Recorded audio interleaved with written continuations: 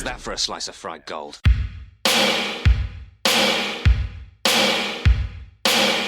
think this is a fucking costume? This is a way of life. I'll be back. Just a flesh wound. I'm not gonna hurt you. I'm just gonna bash your brains. Take your sticking paws off me, you damn dirty ape! I'm sorry, Dave. I'm afraid I can't do that. It's alive! It's alive! It's alive! I guess everyone's entitled to one good scare. You know what I told myself early on that I was going to have the intro to this. I was going to go back and listen to it, and type it down, and I would memorize it, and I didn't. So here we are. Then I didn't. Yep. So, well, hello. 200 episodes of the last podcast, and you never memorized it. That's true. Well, hello, and welcome to the Psychotronic Film Society. He's got that part down. No, I don't, because I just said the Psychotronic Film Society. But slightly disheartened. Just, well, hello. Well, here we are. God help me. This is Cinema Shock. And we celebrate genre film. We educate you and tell you all about a movie each week. And as such, we will do the same this week. Wow, that just rolls off the tongue. Just rolls off the tongue. Yeah, it really does. Yeah. If they weren't on board before, man, we're putting that entire part on a T-shirt. That's going to be our new slogan. Well, hey, I'm one of your hosts, Gary Horde. It's good to see you guys. I'm Justin Bishop, and we are joined this week by special guest writer, comedian. He is not a special guest anymore. Writer and comedian, and I didn't have one for this week. Oh, but you know what though? Titles don't matter, Todd. It's what you true. do that defines you. That's true. Todd, speaking of which, have you hosted a bar mitzvah yet? Since last week? I keep putting it out there that I'm available for bar mitzvahs, and I keep getting silence. So the female version of a bar mitzvah is a bat mitzvah. Mitzvah. Is it bat or bot? I'm saying bat because we're talking about Batman this week. Oh, well, okay. See what I did there? Yeah. No, that's what a good host does. But yes, it is bot. Yeah. Well, that's what a good host does. He mangles foreign languages. It's what we do weekly here on the Cinema Shock podcast, honestly. Welcome. This is good. I like the start. It's so authentic. This week we're doing something fun. We're moving on from horror for a few weeks, mostly to throw Todd a bone. You know, he was a good sport through our Romero Savini series. Todd is not as into, I guess. I don't want to say you're not a horror guy, Todd. I don't want to say that, but I want to say that you mostly like a specific type of horror. I'd say you don't get as deep into the genre as me and Gary might. I think that's fair. And don't get me wrong, it's not that I'm not willing to deep dive, but if I'm going for just me, you know, I'll go with the classics. I'll go with the tried and true. I'll go with the cream of the crop, as you might. Are we doing a Macho Man Randy Savage bit? Yeah, there you go. Let me tell you something. That's the wrong guy. I fucked that up. I fucked that up. Sorry. I'm not on the NWA podcast. Bonesaw is ready. There you go. That's better. And a comic book crossover. Very nice. Yes. So yes, that's what we're doing this week is we're having a comic book episode, a comic book series only for 3 weeks. I'm sure we'll tackle some other comic book stuff somewhere in the future. Yeah. But we also wanted to do this for a couple of reasons. One, we've done almost straight horror for the last 10 weeks, with the exception, I guess, of Night Riders, but that's kind of a niche little film. But we wanted to establish, since we're a new entity here at the Cinema Shock podcast, that we're not just a horror podcast. We wanted to make that clear by not doing 2 horror series right there in a row. We are going to do a lot of horror movies because me and Gary love them, and there's a lot of really fun, weird stuff in that genre, probably more so than any other. But we are also going to be doing, action, sci-fi, things like that. We're not going to do a ton of mainstream movies like we're going to be doing for the next few weeks, but we do want to establish that those are open. We're open to the possibility of doing those. And we also kind of wanted to establish that not every series that we do is going to be focused on a filmmaker's full filmography like we did with the Romero Savini series. Sometimes we're going to be doing themed series where all the movies kind of fit into a theme, and sometimes we're going to be doing franchises. This franchise that we're doing happens to also be all from the same director, but we're not, of course, looking at all of Christopher Nolan's filmography. We're instead looking at just these specific films within it for now. I'm sure at some point in the future we may discuss some of his other films, but for now we're just discussing his take on the comic book genre. And I'm super excited because Batman aside, like, Chris Nolan's a really great director. He's got a great crew of folks that he works with regularly, and they make good movies. So I'm down. Yeah. So I'll give you a little history lesson here, Todd. I'm sure you've never heard any of this before. I'm not going to get into the creation of Batman and Bob Kane and what was the other guy? Bill Finger. Bill Finger. Yep. What the hell are we doing here then? Well, I mean, listen, Batman's history goes back all the way to the late 1930s. So there's a lot of history there. He also has a pretty long history on film, which dates back almost as long as his comic book appearance. His first on-screen appearance dated back to 1943, which is just 4 years after his creation. That was in a 15-chapter serial produced by Columbia Pictures. There was another one that was produced in the late 1940s as well. He's proven to be, in my opinion, possibly the most popular comic book character of all time. I don't know that many people would argue that. Maybe some people would argue Superman, but I would argue that Batman is in the mainstream even more popular than Superman. And to date, he has appeared in 16 films, with at least 2 more planned for the next couple of years. Not to mention the various TV shows, both feature-length and animated, feature-length straight-to-video animated films that he's appeared in. Like, the guy, there's a lot of Batman content out there, is what we're saying. Definitely no shortage of content. But I would say that the most popular iteration of the character, at least in the eyes of mainstream moviegoers, is the version that Christopher Nolan introduced to the world 15 years ago with Batman Begins. How do you know my name? The world is too small for someone like Bruce Wayne to disappear. Your parents' death was not your fault. My parents deserve justice. I cannot let that pass. If you make yourself more than just a man, then you become something else entirely. Which is a legend, Mr. Wayne. Master Wayne, are you coming back for long, sir? As long as it takes to show the people of Gotham their city doesn't belong to the criminals and the corrupt. Guy dresses up like a bat clearly has issues.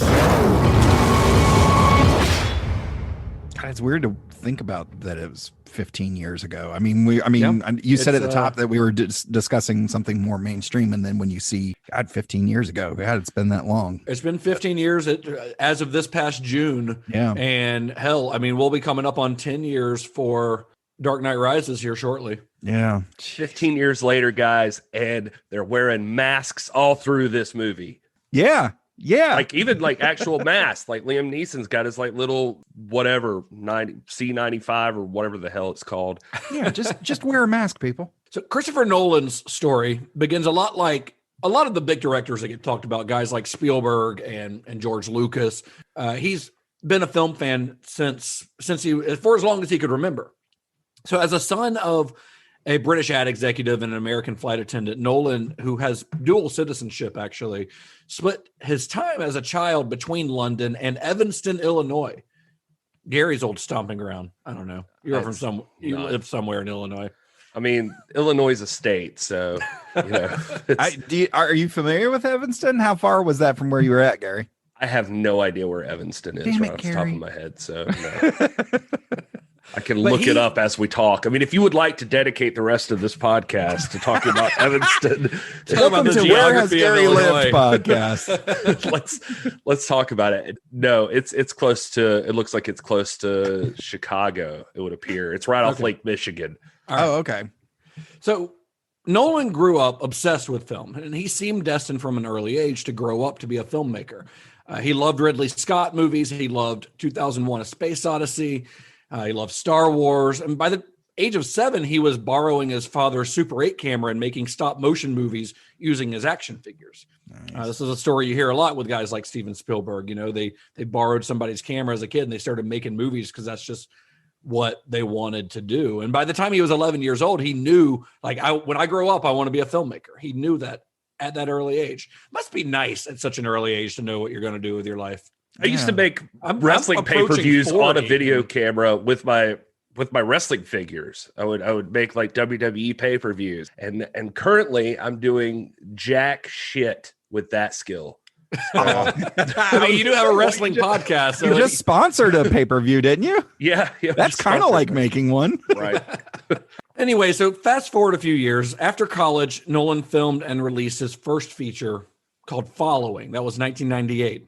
It's a black and white film made for only about £3,000, won several awards during its festival run, and was well received by critics, and eventually gave Nolan the opportunity to make Memento 2 years later.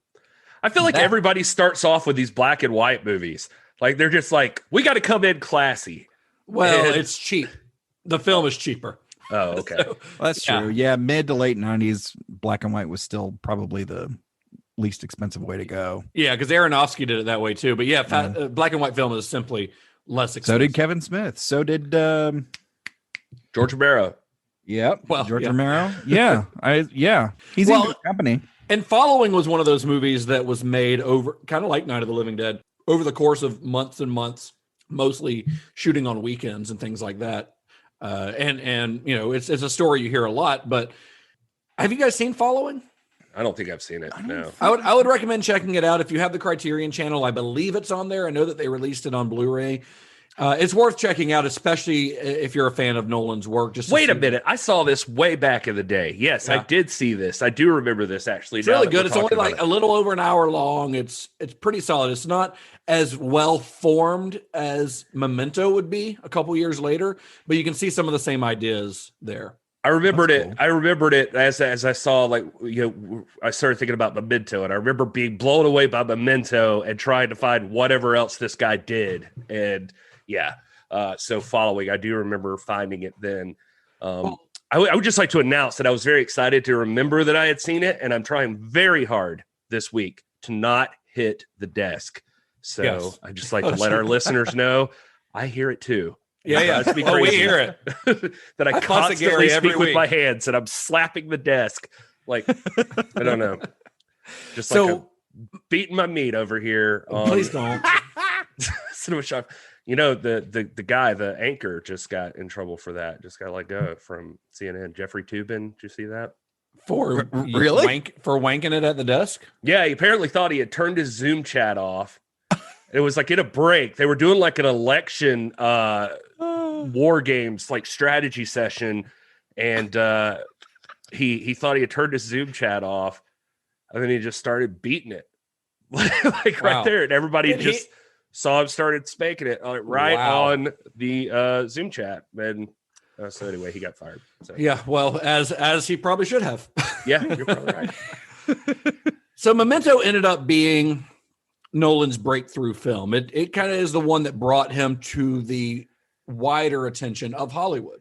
So impressed by his work on Memento, Steven Soderbergh recruited Nolan to direct Insomnia, which is a remake of the Norwegian film of the same name. And that movie was a success too. It did a lot of good business at the box office. It was critically well received, and it gave Nolan a lot of clout in Hollywood. The guy had done 2 fairly low budget thrillers back to back. Both were well received by both critics and audiences. And so he starts getting all these offers and starts working on a lot of other projects. And after a couple of those projects were either abandoned or things just kind of fell apart, in early 2003, he approached Warner Brothers with the idea of making a new Batman movie. So by 2003, the Batman franchise was pretty much dead. I mean, it was dead. There had been some attempts to make some other films, but Batman as a franchise was dead in the water, as was the comic book genre in general. Honestly, there had not been a successful comic book movie in quite a long time by that point. And both of those things, both the kind of failure of the Batman franchise and the comic book industry, that was all attributed to basically one movie, and that was 1997's Batman and Robin. Yeah, that's a hard one to watch. See, about as hard as my bat nipples. I think the most popular version of Batman to date at that time was without a doubt Tim Burton's Batman, released in 1989. Right. It was the biggest movie of 1989. Burton followed it up with a batshit crazy sequel. Yeah. 3 years later that when you go back and watch it, it's kind of wild that a studio let him do that. And they thought the same thing because it was so batshit crazy that Warner Brothers was afraid to let him make a third movie because Batman Returns was wildly successful. Normally you want to bring the director back, but they're like, he might have gone a little too far with this one, but audiences loved it. But Warner Brothers executives were a little bit put off by it. So for the third film in that franchise, they instead hired Joel Schumacher, director of The Lost Boys, Falling Down, etc.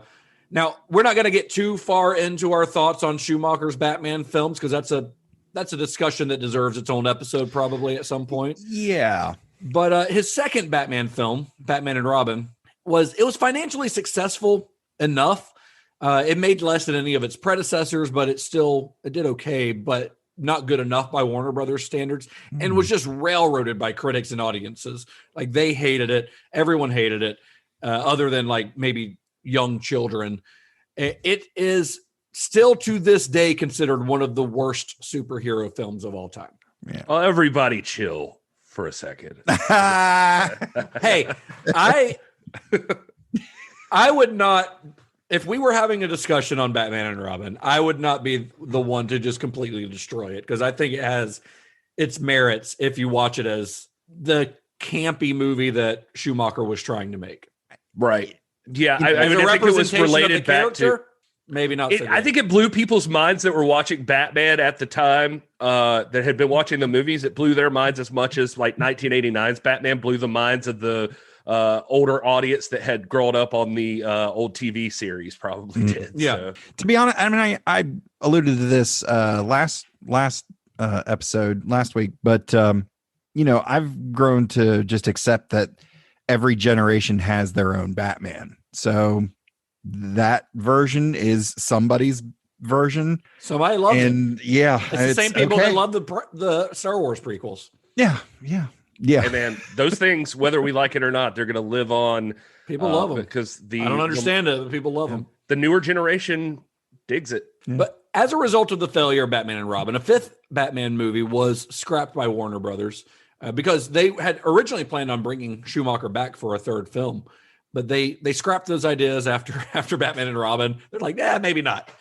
And then Warner Brothers spent a few years pursuing the idea of rebooting the franchise, including an origin story written by Joss Whedon, which I thought was interesting that I didn't know about. When Nolan pitched his version of a Batman origin story to Warner Brothers, he pitched it as a story more grounded in reality, which is the total opposite of the kind of high camp comic book tone of Schumacher's films. And I think that's probably part of what appealed to them about it, that this was like a complete 180 in tone from what Schumacher had been doing. Because of course, once Hollywood sees that something's successful, they do 50 knockoffs of it. But the whole thing was just like, oh, it's dark and gritty. And it's like, no, watch these again. It's not dark and gritty. It's realistic. It's taken seriously. Yeah. So after he pitched this, like Warner Brothers was sold. They liked his idea and they hired him to direct the film. Within a couple of months, David S. Goyer was brought on to write the script for it. Now, Goyer and Nolan had known each other for a while. They met around the time of Memento. They were introduced by like a mutual friend.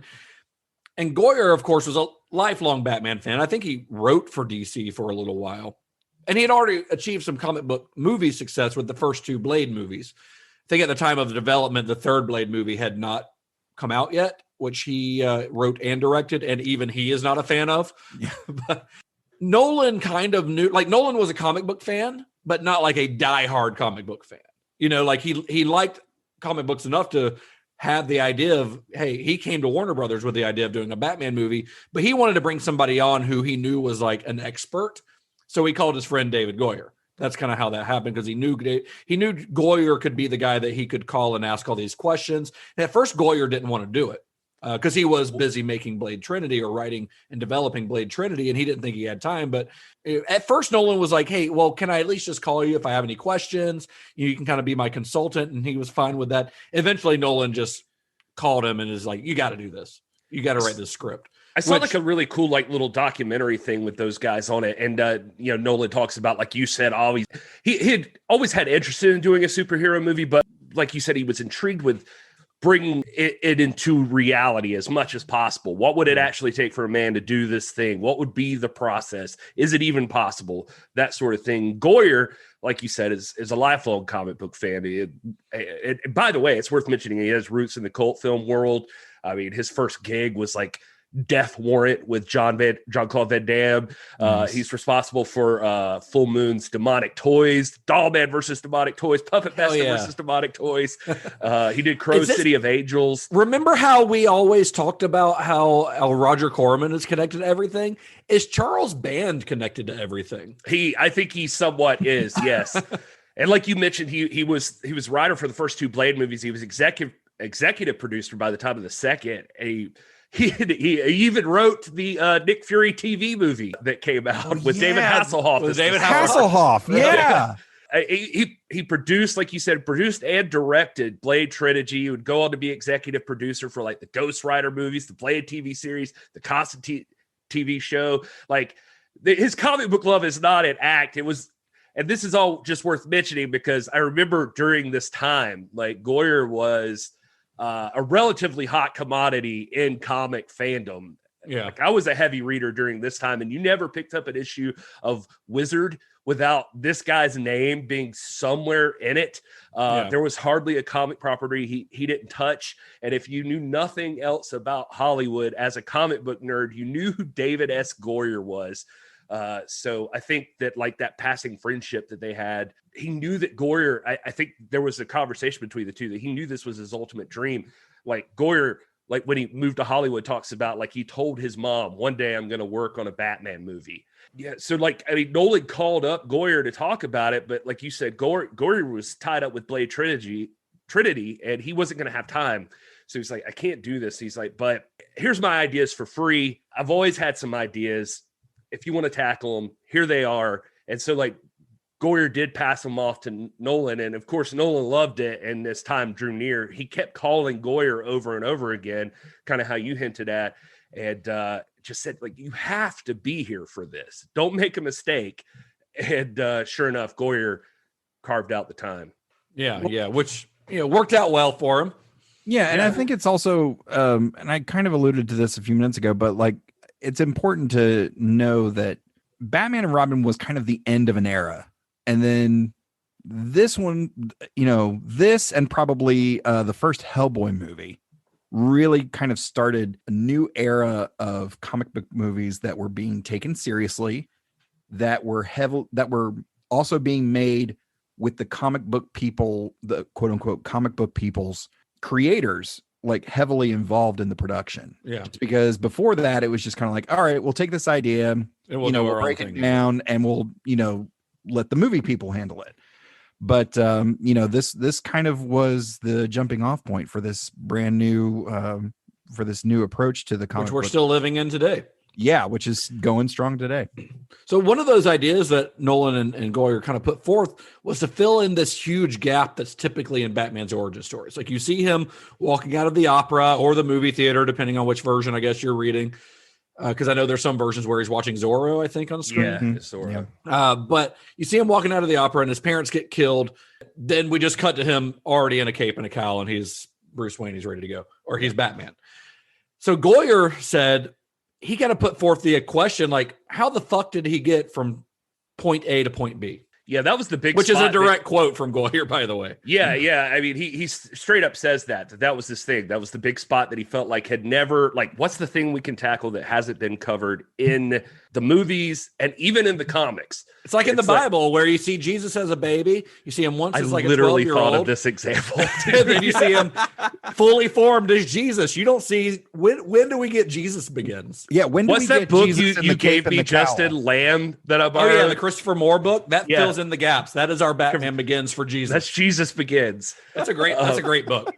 But no, yeah, Goyer's like, hey, everybody knows Bruce Wayne's parents gets killed. They know that he disappears and apparently got really badass, and he comes back and he starts being Batman, but nobody really ever tried to detail what was that period. What was he doing? Where he disappeared. Right. And the closest that we had come to exploring this was Frank Miller's Batman Year One. But even that begins with Bruce arriving in Gotham a few years later. He's been gone for 6 or 7 years, and he's already kind of got the idea of Batman planted in his head. So there was still like an untold story there of where he was and what he was doing and where did this idea come from. If you look at Bruce Wayne's journey from the alleyway to the Cape and Cowl, there's him kind of leaving Gotham.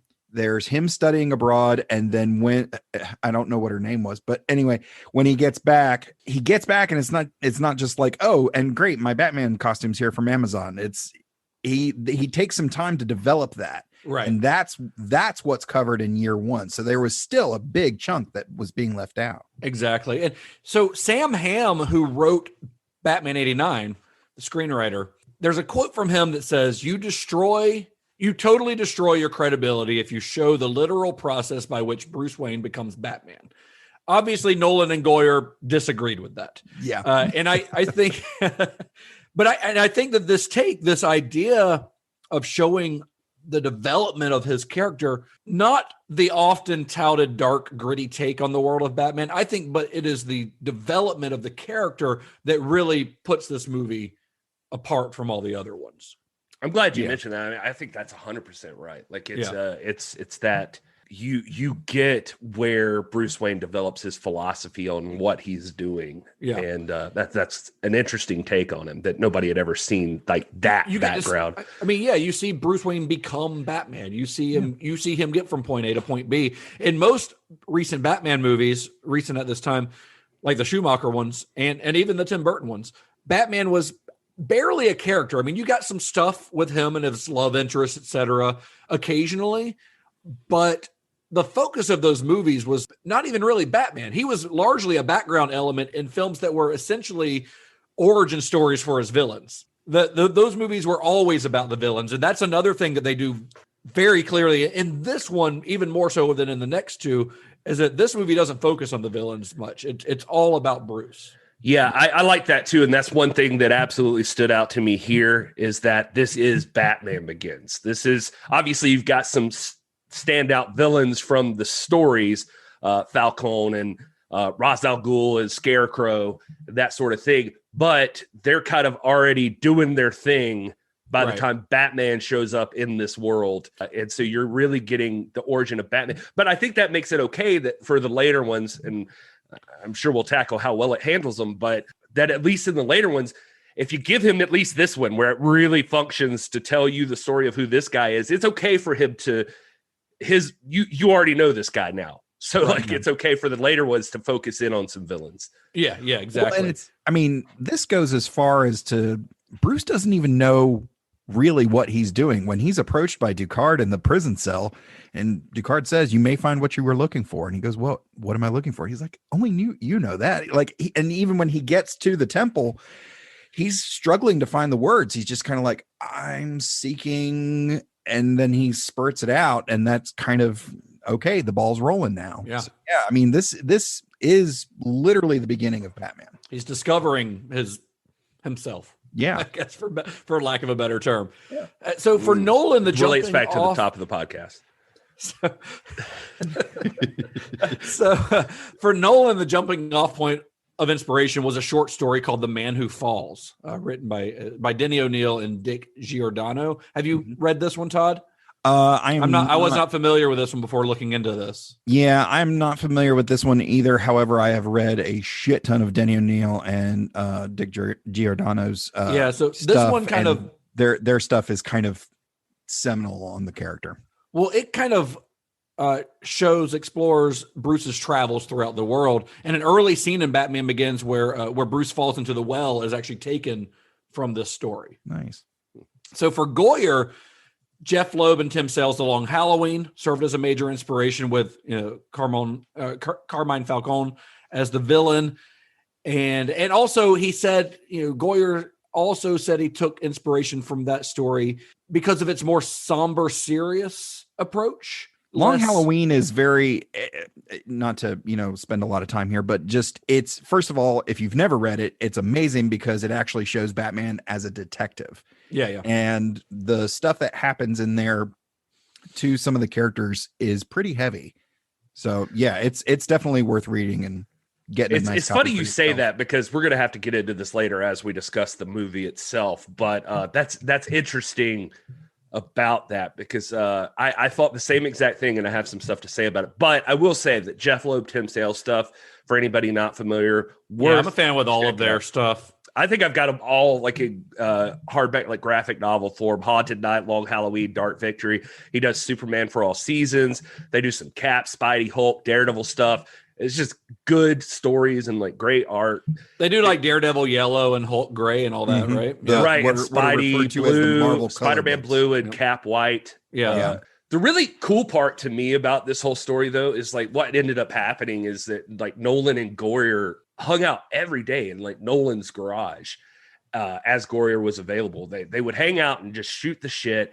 They literally took walks each day to the old Bat Cave from the TV show, which was right down from like Christopher Nolan's place. And That's funny. Yeah, and another funny I story. wish I could just take walks to the old Bat Cave from the TV show. Yeah, they would go and just like hang out there. And a funny story Goyer tells from the time is that when he realized he was all right, I'm going to work on this. He went out and bought like all of this Batman stuff, like graphic novels and all this stuff. And he said like he was a regular at the comic shop, and so like his people at the comic book shop knew who he was, and so they're like, "Why are you buying all this Batman shit, man? Like, what's going on?" He's like, "Okay, I'm just feeling Batman right now. Like, I just want to read it." They're like, "You're working on Batman, aren't you?" And he's like, "No, I'm just like, I'm interested in Batman." Like, he couldn't talk about it. Yeah. And they would like ask him every day. And then like when it blew up that he was working on Batman, they were like, "You son of a bitch, I knew it. I You knew lied it." to us. And, but he said he realized like how big it got. Really, though, when he was talking to Nolan, and they would go to this diner all the time. Like, they would go sit in this diner. It would hash out stuff. He said he remembered Christopher Nolan would always order an omelet with avocado, a side of bacon, and cream cheese. And yes, that is the kind of detail you will only get on this podcast. They were like on the internet one night, and somebody had snapped a picture of them sitting in the diner. And they're like, "There's Christopher Nolan and David Goyer." And people were like, "Holy shit, they're obviously working on Batman." So then like a call got put out to like, if you're in the area, hang out at this diner and wait for them to show up. Try to walk past the table and take a photo of their notes on the table. It's just nuts. The internet, man.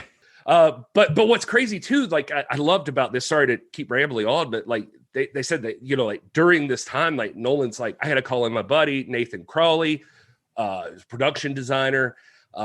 He's like, he brings him into the garage and they start sketching out Gotham, the suit, other ideas. They're literally had Nathan Crowley start building Gotham City right in Christopher Nolan's garage. Oh, that's awesome. Like Blade Runner was a huge inspiration. They watched Blade Runner, like got that down for like how the city would look and like some ideas. And they said like as Goyer and Nolan are tossing out ideas, Nathan would jump in and be like, "Hey, I hear what you're saying, but what if Bruce Wayne did this thing?"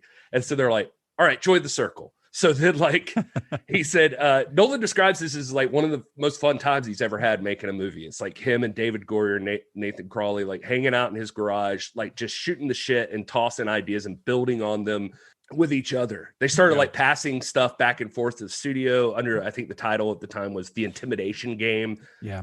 Was what they used. And eventually when they were ready, like WB actually had to come take a meeting in Nolan's garage to see and hear the final pitch for what they were doing. That's great. Well, hell, they were so secretive with the script. It was like you either got a 20-minute phone call with Chris Nolan or you sat in the garage. And he for Michael Caine tells a story where he gets a knock on the door one day, and he's home alone. I don't think he has a butler or anything, but he's there. So he answers the door himself, and Christopher Nolan is at his door. Christopher Nolan's standing there. Nice. And he's like, he's like, "Can you read something for me?" And Michael Caine, who knew who Christopher Nolan was because he knew Insomnia and Memento, he was like, "Okay." He's like, "Yeah, just leave it. I'll read it." And Christopher Nolan's like, "No, you gotta, like, I'm going to stay here while you read it.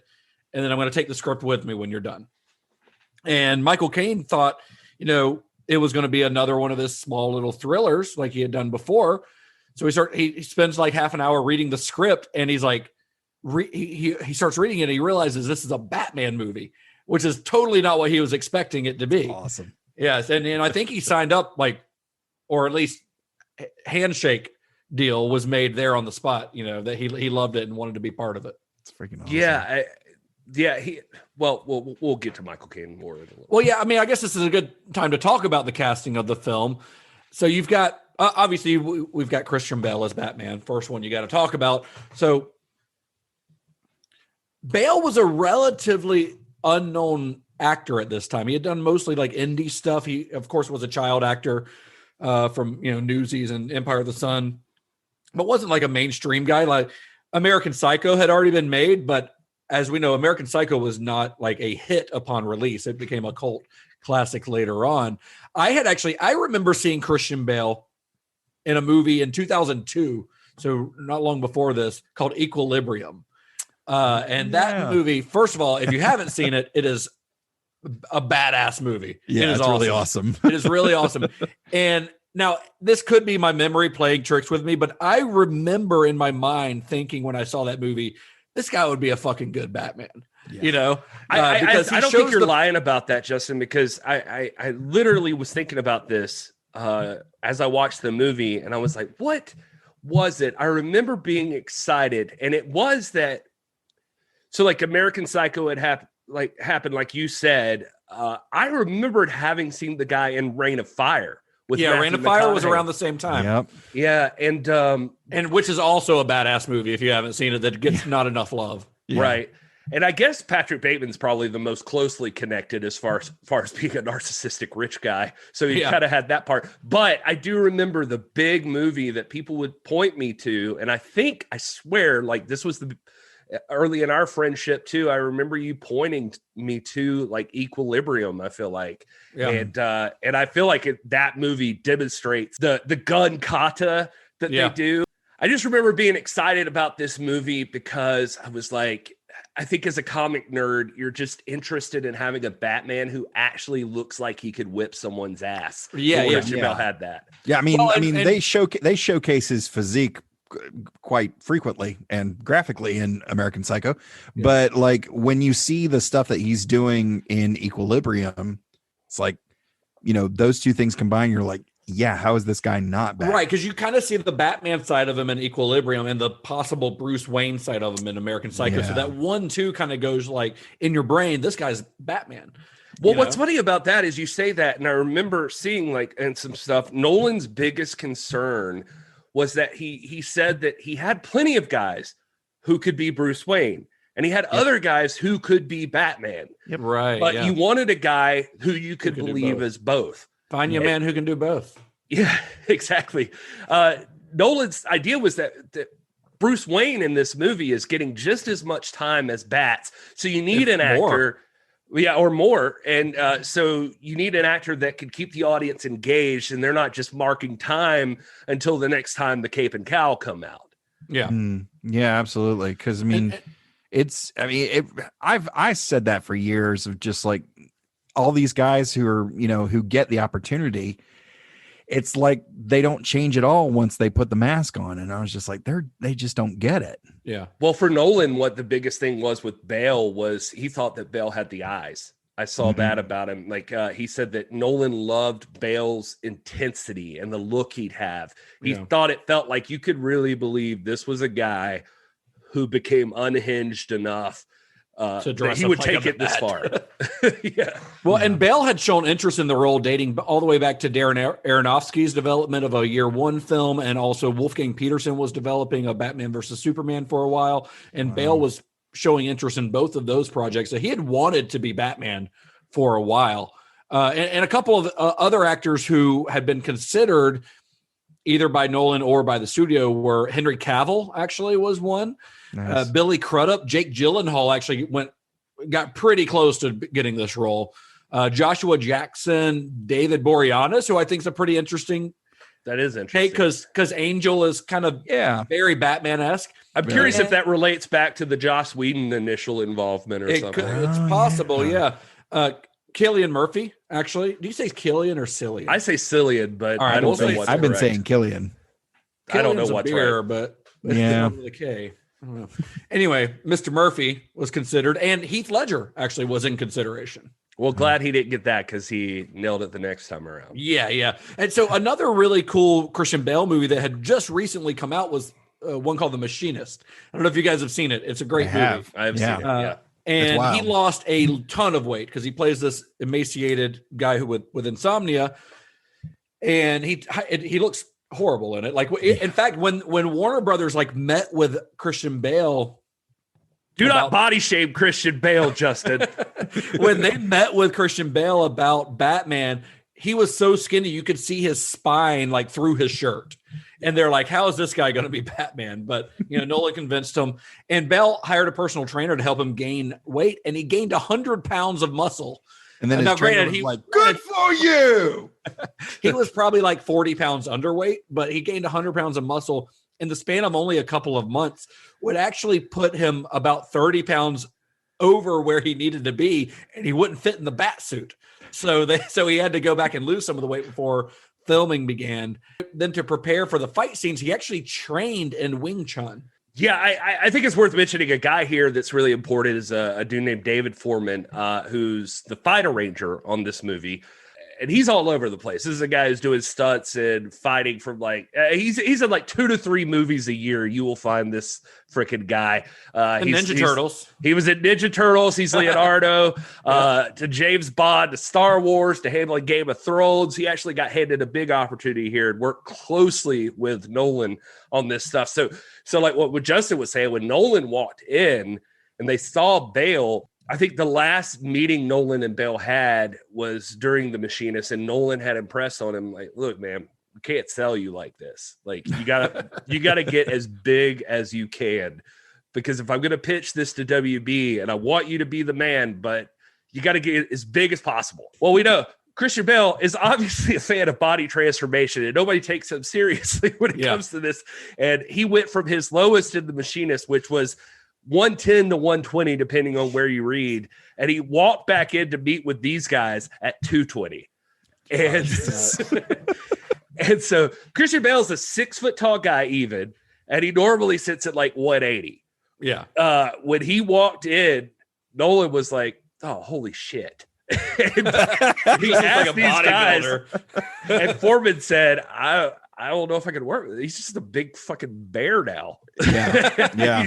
I wonder if there are any pictures of him from that time where he was just enormous. Like, it's funny because watching this again, and I watched it twice this week in addition to like all the special features that are on the Blu-ray. But if you look at some of the training sequences when he's at Ra's al Ghul's temple, and then at the sequence of him doing push-ups in the bedroom, you can see the two different body types. Like when he's starting his training, he's bigger. But his once he body gets back to type Gotham, he's a lot leaner and it's a lot more defined muscle. when he played Dick Cheney last year, that's his body type that I most connect with. Right. No, I connect with the fighter when he's a crackhead. Yeah. What about like American Hustle or whatever, where he just had a beer belly? Yeah.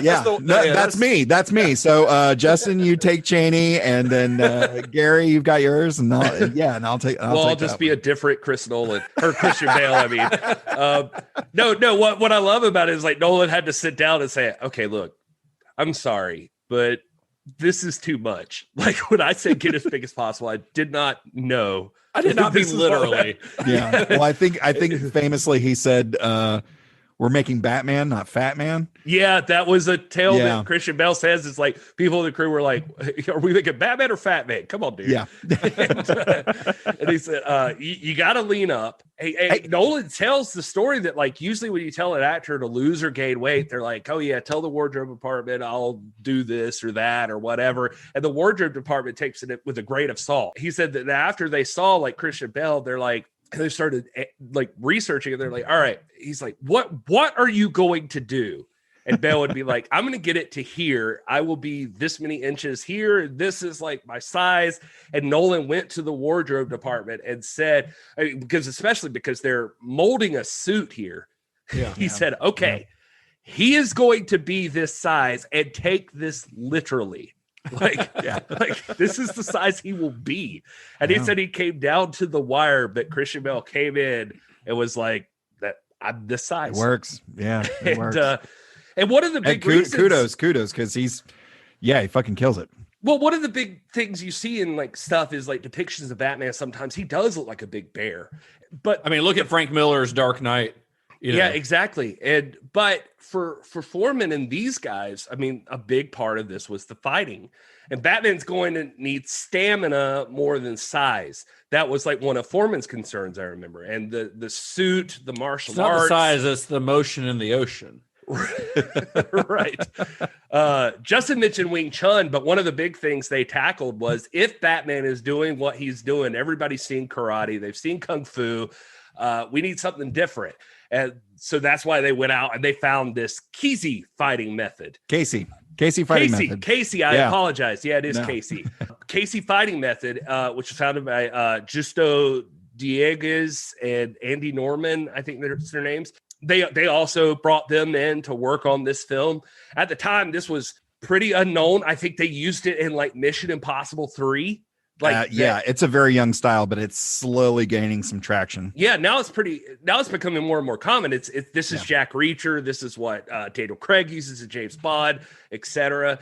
Bale liked it too because it's about being reactionary and using whatever's there at the moment, just whatever feels right. Like in his detail for the character, it was about being aggressive. Like when you put on that suit, you become an animal. You are just a monster. You're just like battling with whatever's there, just attacking however. In my brief, well, I've been doing involved in martial arts for a little while, but in my experience, I've never seen a style so clean, meaning there's no wasted movement with KFM,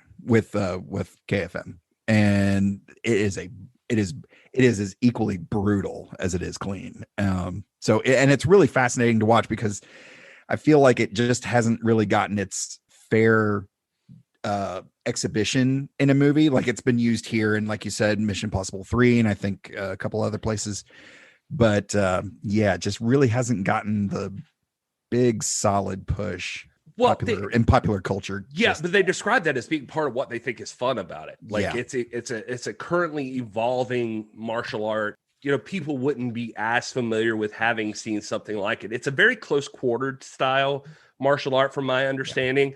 Yeah. And so the biggest challenge is that you do have to be more expressive on screen, not theatrical, but like more expressive so they can get the shots and that thing. But all of them, one of the cool things I thought was really interesting is that all of them describe being disgusted by Christian Bale because apparently Christian Bale has a photographic memory. And so they would say like, we'll show him 20 moves and in a half hour, he will nail them perfectly.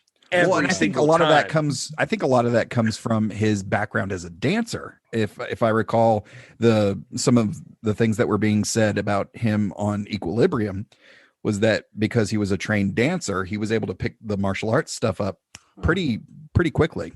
They say they would like block out the fights and like they would spend forever like blocking out what do these fights look like, how's this go, and he would just be like, can I get a tape of that? And they would have taped it and he would take it home. He'd come back the next morning and he knew it exactly. They literally say they have like 18 hours of footage of Christian Bale fighting, and like he just was just so good, and they would keep training with him. Each time they'd like correct him on something, immediately he had the next thing. And they're saying like what's even crazier is like this is not like easy fights, like not like just these are thought out processes. There's a focus on him knowing each area he's supposed to be targeting in this scene and why he's hitting where. They like know like what bones, like part of that Casey fighting method is like what bones are here. Why are you hitting where you're hitting at the time that you're hitting? And he knew all of this. And not only that, but they wanted to show it was more than just like learning skills. They wanted this to be a thing about Bruce Wayne having courage. So there was a focus on, they wanted multiple opponents at once and not attacking one at a time. They wanted like everybody piling on. I mean, this is like the Ra's al Ghul line is like, you've trained, you can fight 6 opponents. We're going to train you to fight 600. And like they wanted that to be a thing, that there's like courage involved in this person. These are big fights. And then Christian Bale is like, no, I'm learning all this. I'm doing every single one. And they're like, no, we got stuck, guys. And he's like, no, I'm doing them. Like, and they're like, now we have to also worry about you don't fucking get injured in the middle of that because we're like swinging at you. Right. So Nolan's template for casting the rest of the film was actually Richard Donner's Superman, 1978. Donner, what he did is he surrounded his star, who was relatively unknown at the time as well, with a bunch of great, well-known character actors. Guys like Marlon Brando, Gene Hackman, Ned Beatty. So they cast Batman Begins similarly. They cast, you've got Katie Holmes, who was well-known, Rutger Hauer, Morgan Freeman, Michael Caine, Tom Wilkinson. They basically surrounded Bale with a cast of very well-known, very well-respected actors, which also helps to lend sort of credibility to their comic book movie, which comic book movies in the past, I mean, obviously there are some big names in the Burton Schumacher series, but a lot of that was almost stunt casting, Right. Whereas here it's like, they're not the stars of the movie. None of them are the stars of the movie. The stars of the movie, I mean, obviously Christian Bale and Cillian Murphy, I guess, Liam Neeson, but a lot of these are even bigger names than them, and they're small supporting roles. I mean, Rutger Hauer's got 4 minutes of screen time, and Rutger Hauer's a very well-known actor. I was so happy to see him, and he has very little to do. But no, Justin, you bring up an interesting point, because I mean, this is a thing I saw with Nolan as I was like looking into Nolan a little bit more, and I can't wait till we actually just dive into Nolan in general someday. He seems to have an emphasis, like I've seen this in multiple places, the importance of really working on all of the supporting characters being of great importance, because even if they're only on the screen for just a little bit, they are what actually makes the world real and believable. Like that, these characters already feel like they are part of some existing environment that's already happened, and they carry it so perfectly. And it seems like a thing that, like, saying it out loud, I'm like, oh, that should just be like common knowledge, but I don't know that it is. Like, I don't know that that's the case with a lot of directors. Just go pull up the resumes, listeners, go pull up the resumes of the cast of Batman Begins prior to 2005. There's no bad actors on that list. Yeah. They've all put in the time and put in the work. And I think it's clear that Chris Nolan sold them on not the fact that it's this big comic book thing. He sold it to them that it's an exploration of this character. Yes. And they all want to be in those meaty, juicy movies that really explore. I mean, this one clearly explores the psyche of a very damaged man. Yes. And what it really takes to do the things that he does in this movie, and also what his villains are doing as well. Yep. So, I mean, when you've got that, to approach these actors with like, hey, these are solid roles. Oh, and by the way, it's going to be one of the biggest movies ever because it's X. Yeah. Because it's a big poppy franchise. How do you not say no? You can't say no to that. Yeah. I mean, Cillian Murphy's probably the least known in this. Yeah. But he's just a great actor. And he had, we mentioned he had auditioned for Bruce Wayne. When Nolan didn't cast him, he asked him to play Scarecrow, which I think was a great choice. Mm-hmm. But Liam Neeson, of course, as Ra's al Ghul. Gary Oldman was actually the first choice for that role. But of course, we ended up playing. Or for Raish? Yeah. Nice. Well, I'm saying Ra's because that's how they say it in the movie. I say Raish because that's how Dan Didio and Denny O'Neil, the guys who created the character. Well, I remember it. So I call him Raish. And John Gilstrap, no, that means nothing to anybody else. That Always means used to say nothing to Raish. And I was like, what the fuck? Like, that's right. Yeah. Where does that come from? Guy Pearce, who starred in Nolan's Memento, said in interviews that him and Nolan spoke about the possibility of him playing the role, but they both kind of decided that he was just too young to play that. For race. Yeah, I think the fun part here is for Roz. I think the fun part is that this is as dark as anybody will remember ever seeing Liam Neeson. He's always very stoic and monk-like in every role, and at least up until this point, especially. Well, that's one of the reasons they thought it was kind of fun to cast him in the roles, because he had kind of been known as, he plays a lot of like mentor types prior to this. I would say, I would not necessarily say this is the darkest you've ever seen him, because Darkman. Sure. Not just because of the name, but that's a pretty dark character. Yeah. But he was. But I said it's like most people remember him seeing it, or at least that's what I meant to say. And so, like, I think like big roles, like I love Darkman, but right. But he was kind of known as playing like these mentor roles, so they thought it would be a really good way to pull the rug out from under the audience when he turns out to be the villain at the end, when he starts out as that mentor, you know? Yeah. When he really gets to turn and show the dark side of an idealist, like, the ideologue, like what he's doing is the best way. And yeah, I don't know. It was like, he gets to do like a twist to like that role. Well, it was something that struck me, like, as I was watching the special features and they would interview Liam Neeson, and he comes in with that voice, and I was just like, oh, he's still in character. And then I remembered, it was like, oh, wait, no, that's just how he talks. Yeah, that's just his voice. But it's one of those voices that just draws you in, and he has this very fatherly, mentor, teacher type thing where you just hang on every word.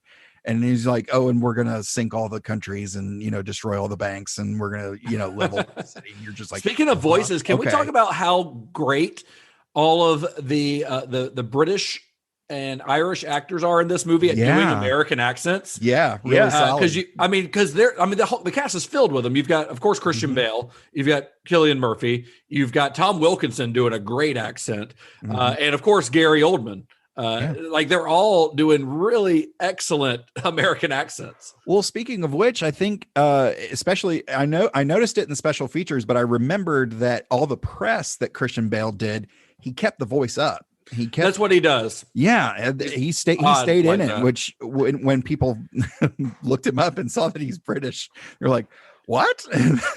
But no, it was great to see that attention to detail. Well, Gary Oldman was not the like we said, he was originally kind of considered for Ra's al Ghul. Is that what we're saying? Ra's? Yeah. Nobody's saying that except Todd. Ra's al Ghul.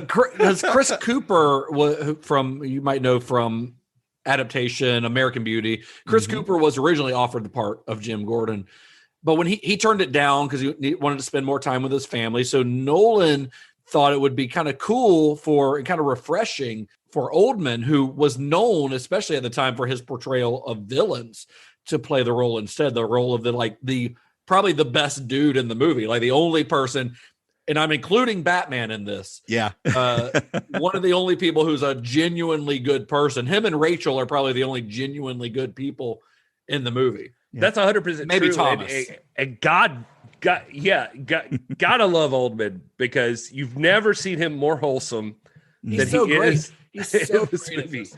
And it's he looks like Jim Gordon, especially the Jim Gordon from Year One. I was about to say, and God bless him, because he always fucking just lives in the character he's possessing, and he is literally becoming Jim Gordon from Batman Year One. Yeah. And what's funny about this too is he's so much more, I don't know if tepid's the right word, but he's so much more like just low key than he normally is as an actor. And I read some that becomes that happened by accident. He had been learning the lines for this role, like in his kitchen at home, and then on the plane on the way to the filming. And so he was like trying to learn them quieter. And then he got there and he was just not thinking about it. And then the first scene that he was with Nolan, he was playing quiet. And then Nolan's like, "Oh yeah, that's perfect. Do that." And he's like, "Oh, Well, all right. Well, So- you know, it's funny that you mentioned that, but it's kind of perfect for that character, especially looking at year one, where I mean, we just mentioned that his look is directly taken out of year one. But Jim Gordon is one of those characters that he's a detective. He's a Chicago detective. He's been around Gotham. Initially he comes from Chicago to Gotham. But Does Chicago exist in the DC universe? Yeah. and with Metropolis and Gotham. and Yeah, everything. it's weird. Yeah, the DC landscape is very oddly All right. laid out. But anyways, he comes from Chicago, so he's kind of the new kid in town, but he's got some years under his belt. And then he's the type that sits back and observes and really pays attention to what's going on. This is where he first sees, Detective Flass, his partner, doing the things that he's doing, and then he starts. Is that the observing- character that's his partner in this movie? Yes, Bobby yes. Elvis. Yeah, from Sons of Anarchy. Yeah, absolutely. And Yeah, I then, just watched John Carpenter's Vampires, and the wife was immediate. Like, I had pointed him out in that movie, and I was like, "That's a great character actor." And she's really like, funny. Well, he's in Memento. He's the guy. Yeah, he's the guy at the hotel. Yeah, he manages the hotel. But yeah, he's watching all this stuff happen. So for him to play it quiet is actually a perfect approach. Yeah. So as he has with all of his films, and this is something I didn't know about Nolan. Wait, but can I just say, Justin? I don't mean to cut you off, but okay. you stepped right over Michael Caine and Morgan Freeman. And I mean, I didn't have any good stories about their casting other than the Michael Caine story that I already told. I just love that they are legitimately two of my favorite characters in this movie. Like, Yeah. I think that, I mean, and you're right. I mean, I don't know like any great stories from it, except for that, like Michael Caine talks about Alfred was based on his like uncle who was an SAS officer. And that was one of the big things with Nolan was they talked about like, this isn't just going to be some fucking butler who says like dinner is served, Master Bruce, and like that kind of thing. It was like, no, this is also a badass character. Like he has a past too that we're not going to delve into right now. But he did say in one interview I read, he was just like, I'm just waiting for Alfred year one. And, They tried to do that as a TV show, didn't they? yeah, I think They there did. is. Yeah. But they're brilliant as friend/mentor Well, they figures. also, I think both of them also get the lion's share of the humor in the Yes. movie because Yeah, they absolutely. both get the funny lines, and this movie was way funnier than I remembered it being. Because Same. Christopher Nolan, I like Christopher Nolan as a director, but he is not known for his sense of humor, and many of his films don't have much of a sense of humor at all. But this one was actually, especially with those two, with Lucius Fox and Alfred, they're very funny, especially the stuff with Lucius and Bruce talking, where Bruce is asking him all these questions about, the Tumblr and things like that. And he's basically telling him that he's going to be Batman without coming out and saying that he's going to be Batman, Yeah. and because the audience knows what he's doing, it's really funny. And Morgan Freeman has this great delivery in a lot of his movies, but it works really well here where it's kind of it's very like there's a lot of gravitas to it because of his voice, but also there's this kind of impish, like mischievousness behind it, And I think that works really well because of those scenes. And it works really well later when he gets rehired by Bruce at the end. Oh, it's brilliant there. But no, I'm so glad you brought that up because it reminded me of like, I was reading back on, God bless them, chud.com. Like back in the day, I was reading some stuff on there and they had an interview with Morgan Freeman and he gets asked like, how do you approach a character like this? Like, maybe this is a little different than what you're used to and blah, blah, blah. And like, how do you make it feel real? And Morgan Freeman, like, is very much like, forgive me, I don't have a Morgan Freeman impersonation. Just like, well, how do you make it real? You know what the hell you're talking about. Like, he's like, I read the science. I looked it up. I studied it. And he's like, he's like, you do the best you can on whatever role you have. And he's like basically describing that he knew what the fuck he was talking about. And so when he walks in, he's like, you don't sound good as a scientist that's been studying shit forever. If you're like, well, the reason the chemical functions this way is because I think that it, he's like, no, you know what the fuck it's doing. And he's like, I knew what I was talking about. Like in each scene. He was like, that's how it was real. He's got a couple tricky lines and just nails them. Yeah. Yeah. You'd never question that he's doesn't work in applied sciences. Yes. Yeah. Right. So as he has with all of his films, Nolan refused to have a second unit on this movie. According to Wally Pfister, the cinematographer on this, who is also a legend, by the way, if you look up his filmography. With good reason. According to him, beautiful movie. yeah. According to him, Nolan told the studio, why would I want to direct an action film where I hire another director to direct the action? Because that's what normally happens is a second unit director does all the action stuff. He wanted to do it himself. So filming begins in March of 2004. They start filming in Iceland on a glacier. The crew there, and Nolan is kind of known for this, like filming on location. Like you'll see it in Inception where they're all over the place and he travels all over the world to get this shit. The crew built a village and the front doors to Roz's temple there in Iceland. As you can imagine, shooting on a glacier, the weather was an issue. They had 75-mile-per-hour winds. They had heavy rains, and they didn't have any snow some of the time when they needed snow. They also, there was the fight on the ice where they're training, where Bruce and Roz are training, or Ducard, I guess at that point, are training on the ice having the sword fight. Yeah. So they're filming that scene, and they hear a crack in the ice. Yeah. And the crew's like, no, get off. And they like have to rush to get off the ice. And they ended up going back on. They finished filming. They filmed that all that day. The next day, the lake was water. The ice was gone. Yeah. So I imagine the alternate history version of that where both Christian Bale and Liam Neeson fall into freezing water below some ice. Because that very well could have happened. It's I was talking about this with somebody that this is what sets this movie apart. It was me. Right off, and it was literally when Justin went to pee in the part that people won't hear. I was trying to keep the curtain drawn, Gary. No. But I was talking with Gary about it during a break and said this, you can't get this on a soundstage. You can't. Yeah. And you don't get that sense of scope. Yes. Huge scope on this, and it's so beautiful that, I mean, and my wife has seen these a bunch of times too, but even as she's walking, by the couch, I caught her a couple of times, she stops and she's drawn in immediately because Wally just knocked it out of the park. Yeah. It's such a beautiful movie that even if you're not a Batman fan, you can't help but be drawn in. Some of those shots made it into the trailer.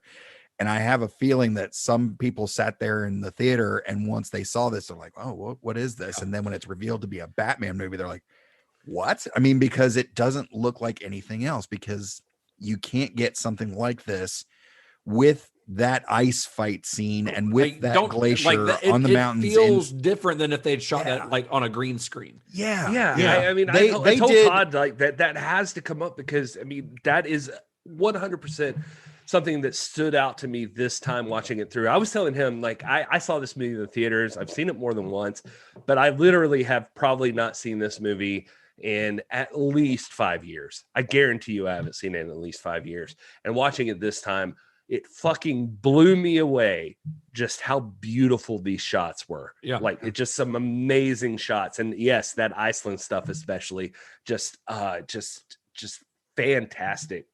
Just cinematography there. And some of the stuff that we talked about during the Romero Savini series about special effects, some special effects enhancing the shots as opposed to special effects being the shots. Yes. And I think that was the use of digital was so well done here because there are very few digital shots in this. Yeah. Very few for a film of this size. Yeah. And every shot that's in there really just amps up what's already on film. And we'll get into really it. Great. Yeah, like the bats, I think it feels like are probably like the most digital thing that happens in this movie. But they don't even look at, honestly, the way that they're pulled off. I mean, like I read a whole thing about this, but like the bats, I mean, there were real ones in the cave. Like Michael Caine describes, like what's the most awe-inspiring point of this movie for you? Is like as I walked into the caves and I saw the bats, and I'm like, those look amazing. Like you guys did so good. And they're like, no, those are real bats and they're sleeping. Don't wake them up. But he's like, oh shit. And, but yeah, a lot of the time they found that they wouldn't cooperate. So not to spend forever on this, but I mean, there is some real science that went into this fucking movie that people, that at the time was breaking ground, like them 3D mapping using like they were using like some military stuff, like especially the stuff in like where Bruce calls in the bats, that like in those hallways they mapped the area, then they 3D enhanced like bats like in the area, but because of the 3D mapping they could like bounce them off the walls and like them to act as they would in a hallway. Yeah, so much smarter than anything I would ever do. So for Gotham itself, Nolan shot exteriors in London, New York, and Chicago. For some reason, I always thought that he was mostly shooting in Chicago because I guess that's where like the car chase is in Chicago, and that's what I knew. But I also thought that was really strange. I always heard Chicago. I also like in some stuff I read like some stuff in Hong Kong. Nolan. Well, they didn't shoot in Hong Kong. I'll get to that in a second. Well, I just mean as a frame of reference for like what this city looks like. Yeah. So the reason he used multiple locations is to keep the city from being recognizable. Because at no point do you look at it and you go, "That's Chicago, that's New York, that's London." Which, of course, that's a pretty major departure. The way he shoots Gotham is a pretty major departure from Schumacher and Burton's films, where Gotham doesn't exist in the real world. Like it doesn't look real. This looks like a real city, but not a recognizable city. Mm-hmm. So for a lot of the interiors, Nolan shot most of the production in England's Shepperton Studios, which is also where Superman 78 shot a lot of stuff. James Bond shoots a lot at Shepperton. So you mentioned earlier, Gary, that Nolan and Nathan Crowley, the production designer, they looked at Blade Runner for inspiration. I think Nolan actually made them watch the movie. They also, they drew elements from New York, Chicago, Tokyo, but the Narrows is specifically based on a section of Hong Kong that now does not exist. It's been demolished. There's a walled city called Kowloon in Hong Kong. So I have to admit, I was not familiar with what Kowloon is. And the Narrows has a very like specific look to it. So I went down this kind of rabbit hole when I found out that like a walled city inside of Hong Kong, like what is this? And it's fascinating. It's really fascinating. So Kowloon was originally a Chinese military fort. Oh, wow. And it became, in the late 1800s, it became an ungoverned walled city. And after the Japanese occupation of Hong Kong during World War II, its population increased dramatically. And by 1990, this walled city, which only measures about 6.5 acres, so it's not very big, contained 50,000 residents. Holy shit. So people are just like living. You sound like you're from Kowloon Bay as opposed to Hong Kong. I was born in Kowloon Bay. That's from Wayne's World. Is that what that is? That is. I don't know how in our notes that we share, I missed this whole paragraph. I apologize, Justin. I don't know. I skipped it. Apparently, all times I read this through, but because I would have had that Wayne's World quote more accurate and prepared. But I think that's pretty dead on. Like, Yeah, so it's pretty wild though. I mean, imagine 50,000 people in 6.5 acres. From the 1950s to the 1970s, it was controlled by the triads, and it had high rates of prostitution, gambling, drug abuse. Like it was a rough place. So that's visually and conceptually kind of what the Narrows kind of represents. It was actually demolished in 1993, 1994. And now there's like a park there, the Kowloon Memorial Park. So there are like parts of it they preserved, but it's like this pretty little area of Hong Kong now. But what a wild history that place. Yeah. It sounds like it sounds like that area in Brazil where they shot a lot of Incredible Hulk. Yes. Yeah. Well, yeah. I mean, those are the favelas, which Right. or a little bit. That's a bigger area, but yes, It's more widespread, but just people on top of people. Sure. Yeah. Yeah. Well, I think the trick is that Nolan. One term I heard him repeatedly in interviews, or saw him say in interviews I read, is that previously we talked about like him talking about like the realism of this situation. He was talking about heightened reality.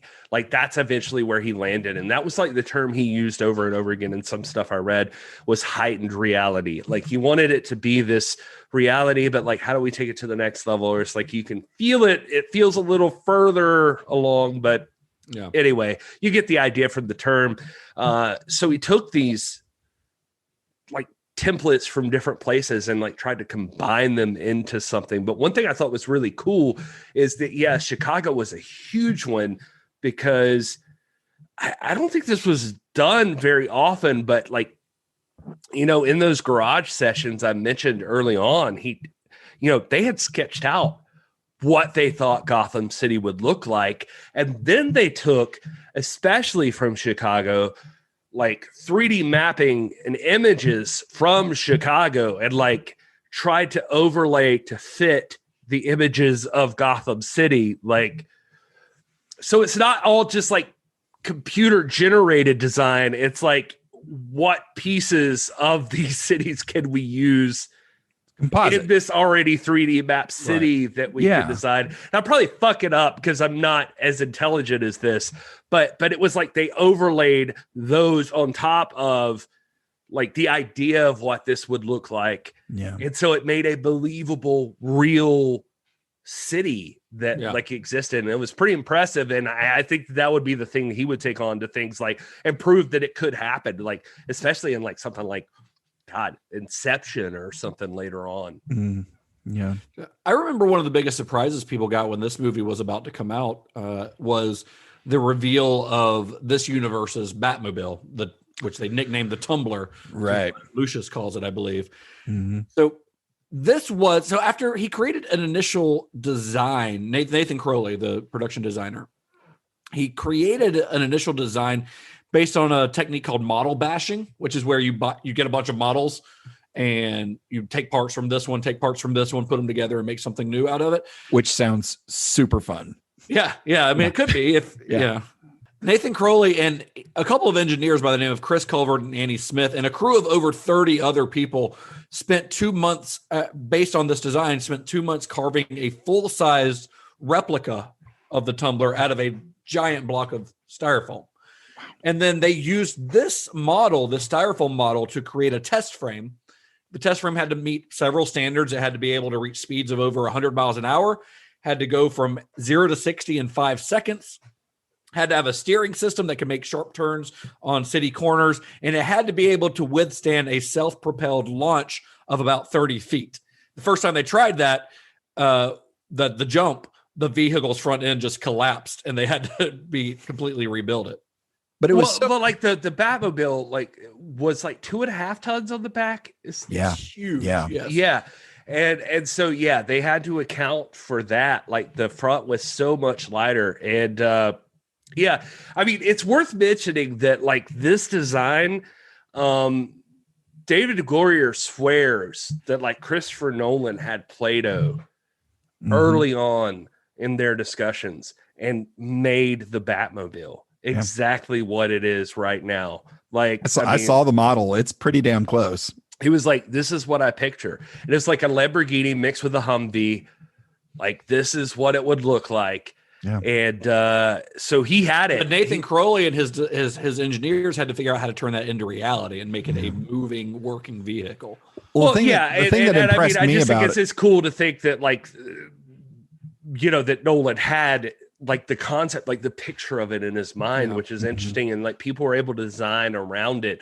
I don't know. Yeah. I mean, everything that you're saying, it was legit. Like the fucking thing was legit. Yeah. That's the thing that impressed me about, them talking to the stunt driver and of course the engineers that built it. They were like, it can do whatever you need it to do. Like, it's not one of these, it's not like, you hear those horror stories about like the DeLorean. Well, the DeLorean, already had a foot in the grave, but like on on the set of Back to the Future, like sometimes it wouldn't start, and it wasn't a good car. But like of all the Batmobiles that have been, not only did it look super cool, but it could do whatever you needed it. They're like, we have to spin this in this little intersection and not run into anything. The guy was like, okay, I can do that. Can the car do that? And the car. That's George Cottle. Absolutely. Yeah. By the way, Todd, George Cottle, who's like a popular driver on like stunt driving. This is a guy who's legit done it all. And like he describes like going into the Batmobile and being like, yeah, I can do this thing, but can your car do this thing? Yeah. Like, I know how to make it do this thing. But well, it was also really hard to drive. Yeah, for the back end weighing that much, that throws the physics way off. I mean, well, not only that, but you couldn't see out of it. Yeah. So they actually had to drive using video monitors. Mm-hmm. The stunt drivers had to use video monitors to be able to see where they were going. Yeah. So the design and development process took like 9 months and cost several $1 million. There's a whole article about this on how stuff works. It's really fascinating. If you're interested, I recommend it. But after the design was complete, they created 4 street-ready cars, and some of them did, where the panels come up. Some of them, they all had kind of different specialty functions. They cost about $250,000 a piece, each of these 4 cars. It's pretty impressive. I mean, I guess that's why they didn't like put these into mass production, but it's kind of several reasons probably why they didn't put these into mass production. It's kind of a wicked fucking car, but I mean, the like I remember seeing like interviews with like Katie Holmes where she's like, I totally get guys' obsession with cars. Like after seeing this one, like this is legit. And Christian Bale describing like, I get to do all of this stuff, and he's like, but I still don't get to do the coolest job, which is driving the fucking Batmobile. if you're not driving the car, you ain't the man. And he's like, and I walked on set and I saw it the first time, and I turned to Chris and I'm like, so do I get to keep this after? Like, I get to keep this car.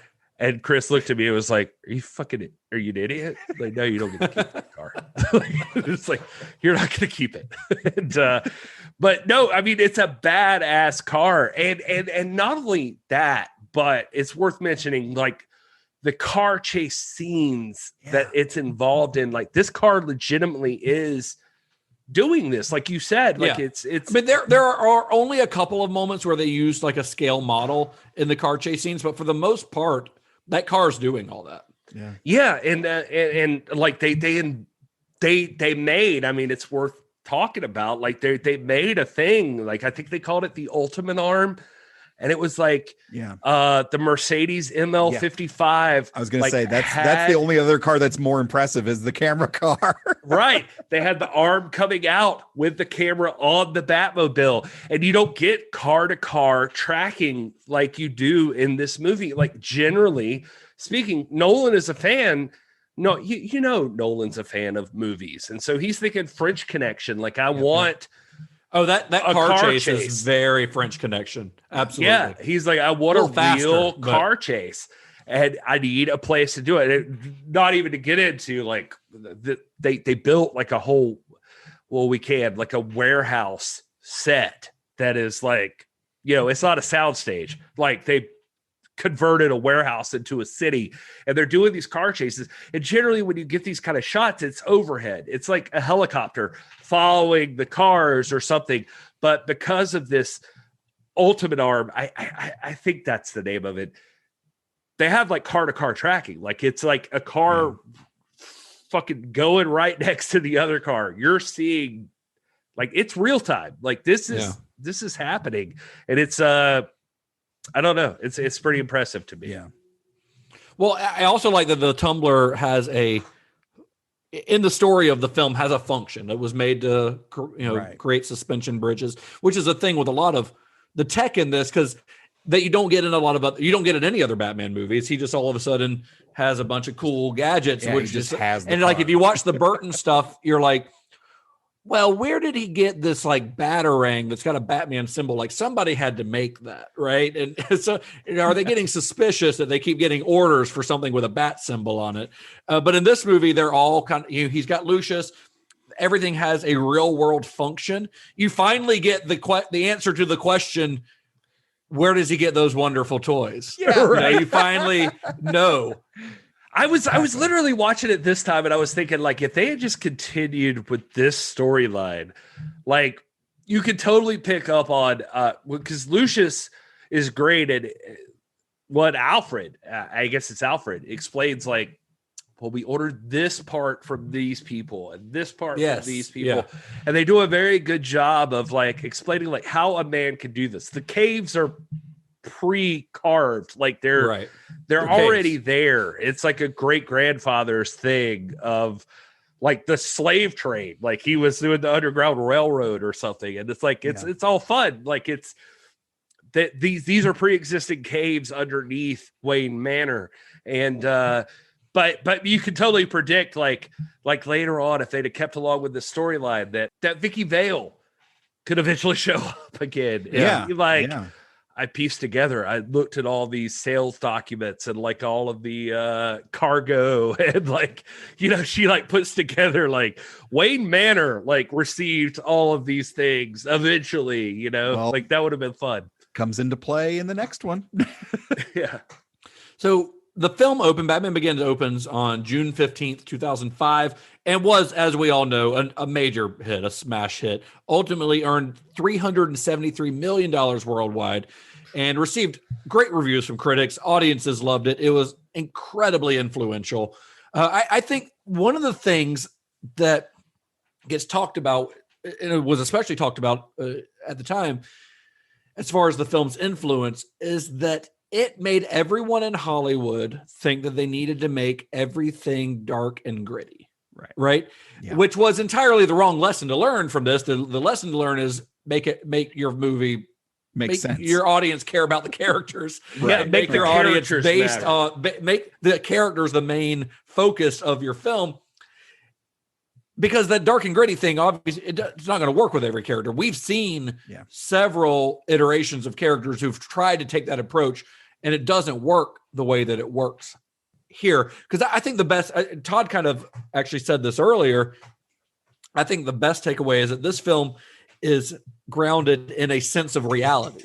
Well, I think the best, closest comparison, if you're going to talk about, like, superheroes, and especially if you want to, like bash Marvel and DC against each other, like Batman, like Bruce Wayne and Tony Stark are probably pretty close. Well, like, absolutely. I mean, the way that, and Kevin Feige and Jon Favreau have both cited Batman Begins as a major influence on what they were doing with Iron Man, because Iron Man, they grounded that in reality, right? They chose a character who doesn't have any superpowers.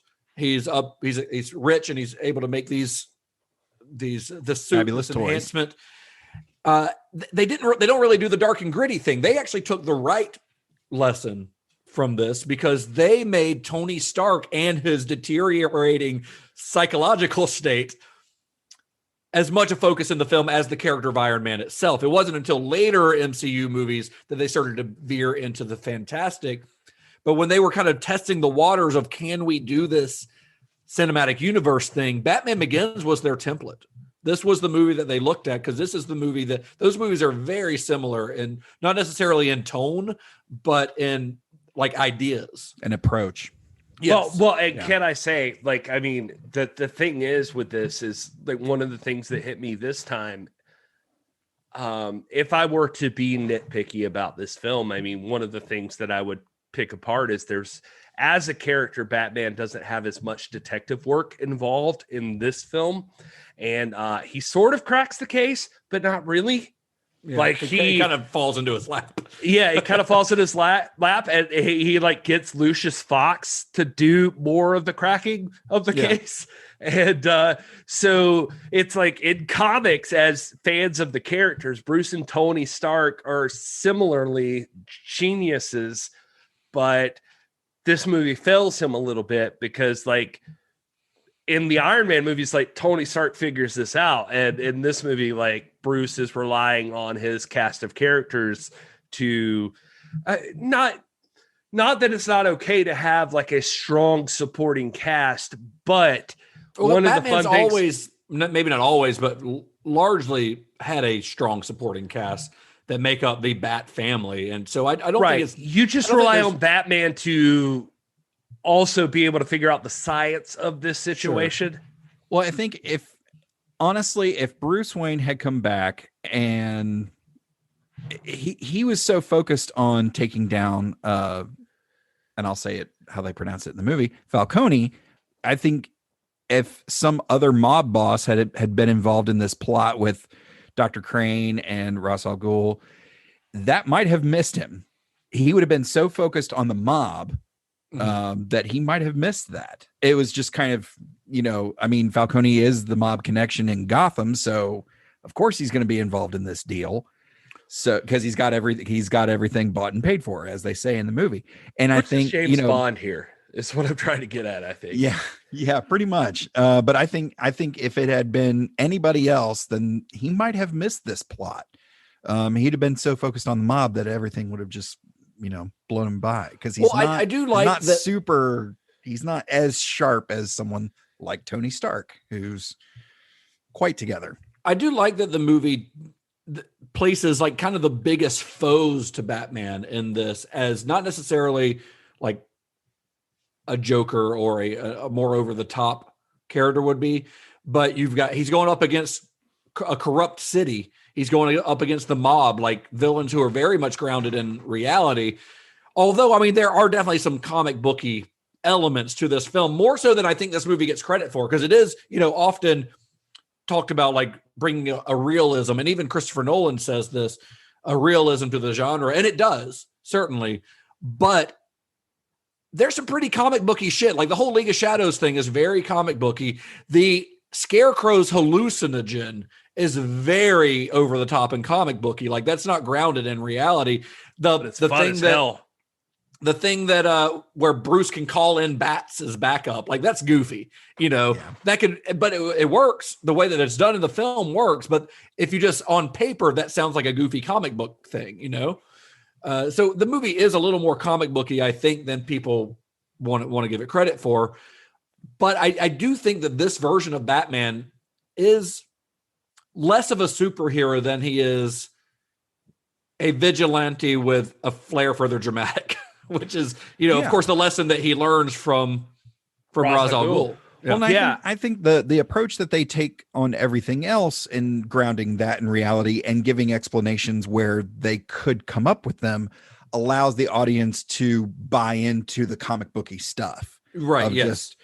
I agree with that. You know what? He's got all this other tech. Of course he has a thing in his boot that summons bats. No, and I buy into it. Yes, exactly. But the thing is that this movie, the thing that this movie does so well, and I think that it actually, even though the later films in this trilogy ramp things up a little bit, I think this entire trilogy as a whole is really Bruce's arc. It's a beginning to an end. Yeah. And this movie really is Bruce's story. It's not Batman's story. This is Bruce's story. Batman, as we know him, is not revealed until the second half of the movie. You don't see him in literally the suit like over through. 40. I paused it when he's in the car ready to go, like even confront Falcone. Like it was like 45 minutes in at least. You haven't this even is a movie seen Batman at this point. No, not at all. You haven't seen any bat symbols. You haven't seen anything. You've seen a bat, but you haven't seen anything Batman related. Right. And that's because this is a movie that's more about the psychology of Bruce Wayne. It's about this broken man who's dealing with childhood trauma. That's what this movie is about. So I think that, and this is the first iteration of Batman, at least in film form, that's ever dealt with that side of the character. So I think using Scarecrow, of course, a psychologist, Dr. Jonathan Crane, works really well with that theme, Oh yeah. And of course, Murphy mostly plays him as Jonathan Crane, not as Scarecrow. He only puts on the mask like twice, maybe 3 times in the whole movie. Well, I think it's so much better too. Like I think as he's scary doctor, as Dr. Crane, because he's literally an unfeeling sociopath. The best, like his shining moment, possibly of any moment he's ever done in film, is like him in that warehouse, like where they're dumping the shit in the water, and he's just like, he's here. Who? The Batman. Like that's a great delivery. Yeah, really he's brilliant. there. Like he's just and like the whole like developing like what his thought process is there is really good. Like it's he has some really great underrated moments around that as well of I because just a few minutes before is one of my favorite moments of his is where he's just like, this is where we make the medicine. Maybe you should have some.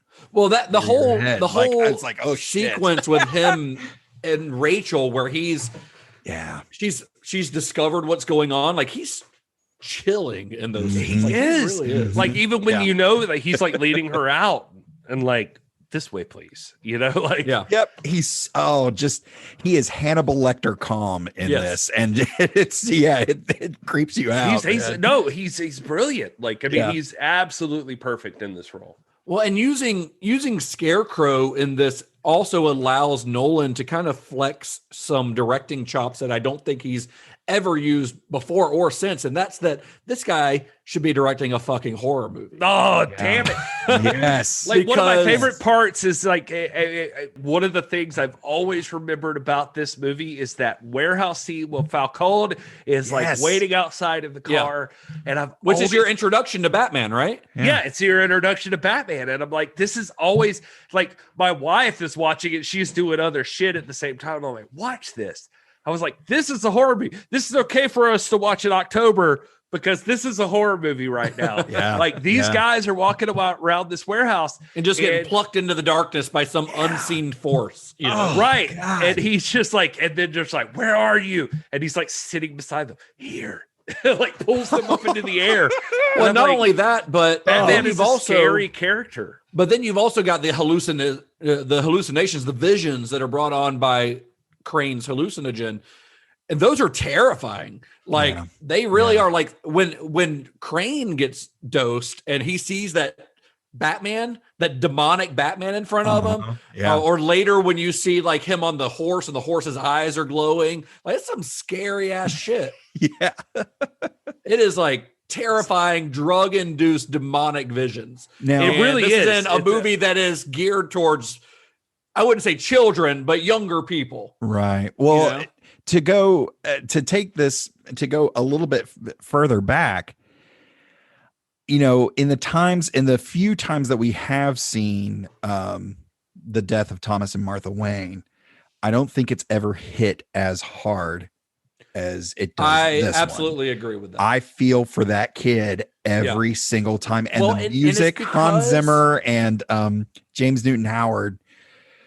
Just really, with Wally's image slowly pulling away from Bruce, who just that sense of isolation and loneliness in that moment, with that music on top of it, it gives me chills every time. Well, you also spend a lot more time with Bruce and his parents in this than you ever have before. Yeah. So you care more about that relationship.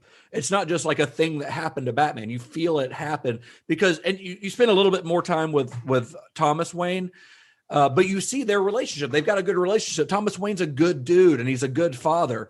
And, you know, like the scene where he's telling, after Bruce hurts himself falling down in the well, you know, he's giving him life advice. And even like when Bruce is scared during the opera, the whole catalyst for them dying comes from a moment where Thomas he's caring for his son because he sees that Bruce is like scared. And I can't remember the kid's name who plays young Bruce, but he's really good. Yeah. Oh, he's so good. And I looked him up and he's just like not doing anything. So like, I mean, that happens a lot with those kid actors, but you see, and he even doesn't blame Bruce when they walk out, when the mom asks, he kind of takes it upon himself. Like he's a good guy. And you really feel it when he dies. I'm going to tell you something that like, I mean, maybe this is not popular, but like I even looked at Joe Chill, who's played by Richard Brake. Yes. And God bless Richard Brake, who's, you know, we're a big fan of his cult film lovers, but he plays Joe Chill here. And he even dictates the scene as like a concerned, like, he's scared and he's worried. He panics. The reason that they die is out of panic. Yeah. It's like a whole combination of things, which later helps play into, you know, Katie Holmes trying to tell Christian Bale in the car, like, you want to go fucking kill like Falcone? Like, because you know, you could blame the guy who shot your parents, or you could blame like this guy who's fucked up the whole world, like the city that's like preyed upon poor people, like in this area that they're, you know, he's just gonna make another Joe Chill, and I don't know, it's just cool. And this is the last thing, because I'm sure we'll try to wrap this up, but I ain't wrapping them nothing. Let's go for 4 hours. Don't tempt me. I can talk about Batman for 4 hours. We got 2 more episodes, so you'll have your chance. But to Richard Brake's Joe Chill one more time, there's the scene in the courtroom where the judge says, I understand there's a member of the Wayne family here today. Does he have anything to say? Watch Joe Chill's face. You can see not only is he genuinely remorseful, but he's actually kind of scared. He's like, this might be the nail in my coffin. What is this guy going to say? He knows that he fucked up this person's life. It's such a subtle performance, but like he's really solid. So before we wrap this thing up, guys, I do have a question for you that is a point of controversy on this film and this trilogy. What do you guys think of Christian Bale's Batman voice? Here's the thing. We'll get this out of the way, and then we won't have to talk about it. I feel like it's going to especially come up in like the Dark Knight Returns or the Dark Knight, is that here's what I can say about it. There is not a fucking person that I talked to at the time of the making of this movie that had a problem with it. It became a memeable thing, which I think is a common thing that happens in today's reality, is like you make a meme of it and it's funny and you stick to it. And it's like, it makes like a clever thing. Then it becomes your opinion. And it becomes your opinion. Yeah. No, at the time that this movie happened, that was one of the coolest parts of this. Yeah, he made his like voice a person who he changed his fucking voice at the time he was Batman. And so to me at the time, and I know I talked to 100 comic book fans in a fucking Richards Comics and Collectibles who felt the same way. It was like, that's believable. You would change your fucking voice when you're Batman. And it was not a problem. Later on, it becomes memeable. And I think even like Pete in later Holmes. movies, they even like deepen it even more. Yeah, they did. In the Batman movies, they digitally like change it. But like it's a voice fun. change. It's fun to make fun of, but it makes perfect sense. And I got no problem with it, honestly. What about you, Todd? To be honest, I'm right along with Gary there. And to be honest, I don't think it was that much of a change that it really made much of a difference, other than like, again, this whole thing is grounded in reality. Like, He can't go talking around in his regular voice. Right. Yeah. His voice is going to you change your voice a little. Now in the comics, they actually go into like him changing his posture and changing his stance. Which is what Christopher Reeve does in the Superman movie. Yeah. And it makes he kind of slouches when he's Clark. Yeah. He hunches when stands tall when he's, in uniform and all that. So yeah, this is, it's just another layer of this character. And I had no issues with it at all. Well, the way that Christian Bale tells the story, the way that he came up with that voice was he went into audition for Warner Brothers and he had to put on the Batman suit, Val Kilmer's Batman suit. They put him in Val Kilmer's Batman suit. And it didn't really fit him right. So he's like sitting there thinking like, I look like a doofus. And he's like, how am I going to do this? How do I? So he's like, all right, I'm just going to go in and he's like, I can't do a normal voice. I have to like he says, I have to become a beast in order to sell this to myself, in order to sell it to myself more so than to sell it to them. So he does this voice and it helps him get the part. I mean, he actually also continues to tell that story and says that he went home to his wife and he said, she's like, well, how did it go? And he's like, well, I kind of did this. And he does the voice for her. And she goes, well, you fucked that one up, didn't you? So yeah. Well, I mean, and this was something that after watching, because what I did is I watched it once just as is, and then did all the special features, and then went back and watched it with the in film features. Yeah. But I paid attention to how he stood and like him crouching like a beast, like ready to Well, pounce. dude, I mean, and that's worth mentioning. I mean, that was that was a central part to him for the suit. Yeah. Like when he had input, like he would, when Nolan and Bale, like they wanted him to be able to turn his head. Yep. Not the superhero turn your head, like where your shoulders turn with you, like had been indicated in every other movie. They wanted him to be actually like functional. They wanted him to squat down. The legs had to be processed because Christian Bale thought, like, I want to be able to pounce, like, and I need to be able to, like, gotta move. Just You gotta crouch be able and to move. ready, and yeah, and he even describes like the neck was still stiff, like a panther, though. Like at any point, you were ready to like just tear somebody's eyes out. Like you were just like ready. And it was just, I don't know. Like, I think that was all very functional. And so I just wanted to jump in and say that with the suit, like, I think that was part of what they were thinking about. The voice. Yeah. I don't know. I remember how funny everybody made the fucking voice be. But it's also like, I don't know. I was watching it this time and I was like, I love it. That like, I swear to God, this didn't happen. Swear to me. I swear to God. Swear to me. Yeah. Like, that's fucking scary when you're hanging upside down totally 5 works. stories Yeah, up. Like absolutely, that's you're like, okay, God damn it. Just don't drop me on my head. Well, I mean, it makes me think a little bit of Kevin Conroy, who, when you listen to Kevin Conroy talk, he had to change his voice to be Bruce Wayne. He talks like Batman. Yeah. And, you know, most Batman fans will admit that when they read a Batman comic, you hear Kevin Conroy's voice. But it was so interesting that he actually had to change his voice to be Bruce Wayne.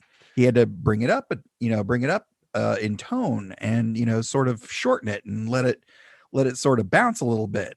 Well, when you think about the idea that like criminals who are dealing with this person who is the Bat, who is, I mean, as we saw in that warehouse scene where like that shipment is coming in and he's just like sliding out of one side and taking on a person. It's a horror movie. He's dropping down from the ceiling, pulling somebody up into darkness. Like it's, when you're finally close enough to talk to the guy, the next step you have is to like make your voice sound as demonic as possible. Like you want to sound as intimidating as you can make your voice sound.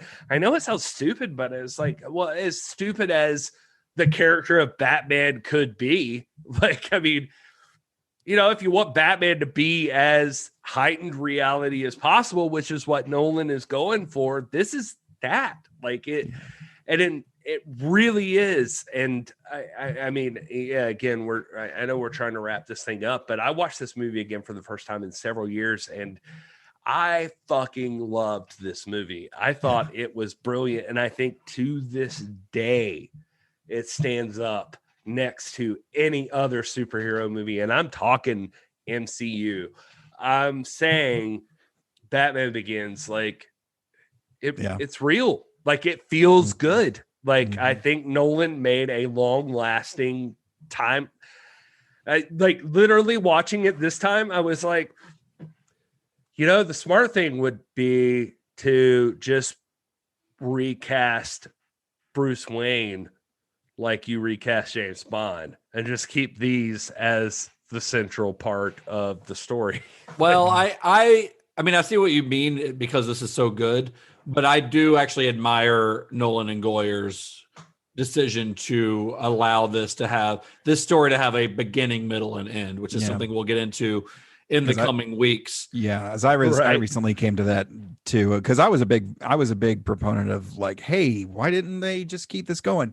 But like watching it again, I was like, you know what? Bruce Wayne has a beginning, middle, and end. That's Bruce awesome. Wayne has an arc throughout these films, which you don't get with James Bond. Right. James Bond. Again, I haven't seen these movies in forever. Like I really haven't. So I'm almost coming at it as new. I don't think I've seen Dark Knight Rises since theaters.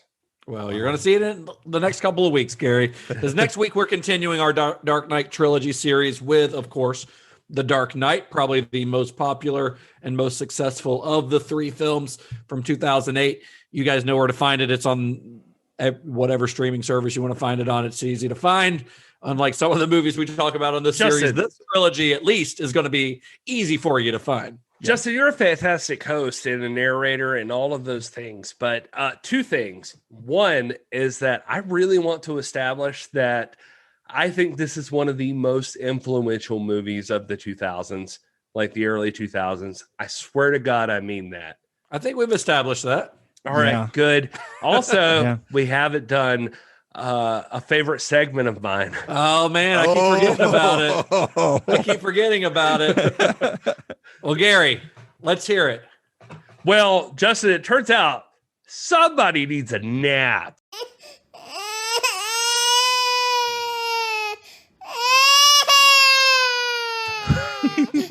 So this is we should say this is our segment for those who might not have listened before since we started doing this, where Gary finds someone who does not like this movie. It's not only that, mildly. But 1-star reviews. I was going to say, at least on Amazon, it's a 1-star review. Like, they are so much not a fan of this movie.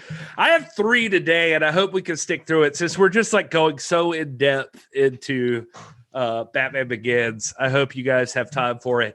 The first one is easy. It's from Scott. That's all he gave. He said 1 star, fell asleep, didn't get to watch the whole thing.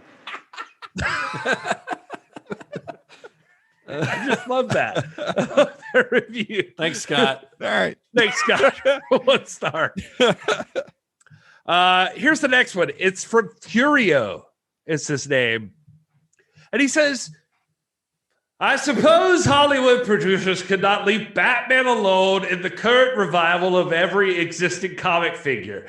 Even in the last film series had always exploited most of the possibilities with one peak achievement, the beautiful Batman Returns, with the superb Michelle Pfeiffer as the deadliest and most convincing Catwoman ever.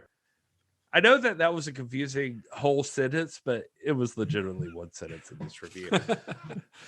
So to find something new, we have here, let's go back to the beginnings. Hark! Hark! Such a novelty this is, trying to explore what was purposely left unsaid by the creators of the character. There is the usual sticky sweet story of a poor soul wronged by men and fate, who after a long wandering in the dark discovers his real self. Hark, hark! In the Far East, among Kung Fu teachers. There is the usual corrupted to the core, where all people are desperate, desperately evil. But this review written by Dudley Moore. I swear to God, I'm just reading this fucking thing. Okay. But where a group of righteous souls still works for the greater good, taking an airplane to some more reasonable result. I don't even know what the fuck that means. Ethics are trite and commonplace, completely uninteresting. So is character development and interaction. Christian Bale is as intense as grated Parmesan, and so is Katie Holmes. The others are fairly good, each up to the not much required, trying to give sense to the senseless lines they are given.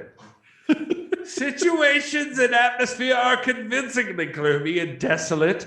This film appears to have many very vocal fans, but can only be seen switching one's synapses off. I can just picture that guy adjusting his fedora as he... Well, here's some random points I'd like to make about the movie. Is this the same review? Are we still on the same guy? I don't know. Let's move on to the next one. This is from Leland Palmer, and he gives like at least Leland Palmer, points. the character from Twin Peaks, is writing a review of Batman Begins. It's a review of Twin Peaks. Laura Palmer's father is not a fan of Leland Palmer says this, and he gives 4 points. Number 1, when did the bat suit make him start yelling like a WWF reject? When he's not yelling, he slips into some strange 2 packs a day for 30 years croak. Sometimes the voice is so raspy you can close your eyes and picture him on the porcelain throne. straining as best as he can. You even wonder if he might be on the verge of defecating from his mouth. That is seriously how hard he is trying. I'll wait for the Super Collector's Edition Deluxe Director's Cut when they reach the voiceovers and give him back his calm, menacing voice. For the time being, I'm left to giggle and or weep silently whenever he tries to talk whilst in the suit. Wow. Number 2, Nolan that was is just a one point. That was just one point. That was one. We got 4. Number 2, Nolan is a coward. I think there are 2 scenes where he had the guts to make Christian Bale stand still and let us look at the costume for more than 1.3 seconds at a time. I guess it doesn't matter since there are only 11 minutes of screen time left when Nolan finally gets around to letting Christian Bale wear the goddamn costume to begin with. Was he afraid the other kids would make fun of him? Was he ashamed of how it turned out?